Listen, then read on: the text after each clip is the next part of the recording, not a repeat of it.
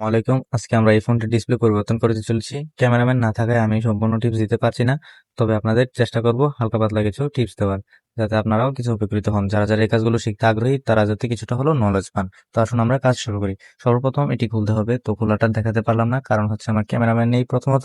দ্বিতীয় হচ্ছে আমি টেস্ট করে নিয়ে আসছিলাম আমার মার্কেট থেকে যে ডিসপ্লেটি ভালোভাবে কাজ করছে কিনা। তো দেখতে পাচ্ছেন আমার সামনে ডিসপ্লে এবং গ্লাসটি আমরা আগে লাগিয়ে নেব ডিসপ্লেতে, যাতে আমাদের কাজ করতে সুবিধা হয়। কেন লাগিয়ে নিলাম একটু পরে আলোচনা করছি।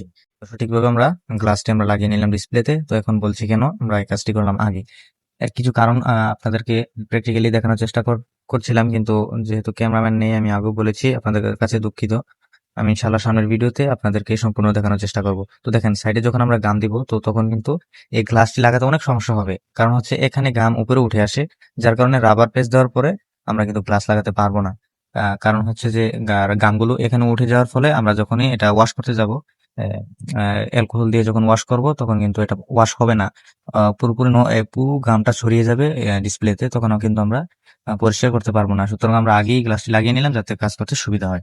আর আজকে গ্লাস নিয়ে টিপস থাক। আর দ্বিতীয় টিপস হলো, যখন আমরা অ্যালকোহল দিয়ে এটা মুছবো, তখন কিন্তু দেখা যায় এটা ভিজা ভিজা থাকা যাবে না, তা না হলে কিন্তু টাচ উল্টাপাল্টা কাজ করতে পারে। তো এই দুটি টিপস আপনারা মাথায় রাখবেন। ইনশাআল্লাহ সামনের ভিডিওতে আরো ধামাকা নিয়ে আসার চেষ্টা করব। তো আপনার সাথে থাকবেন। আসসালামু আলাইকুম।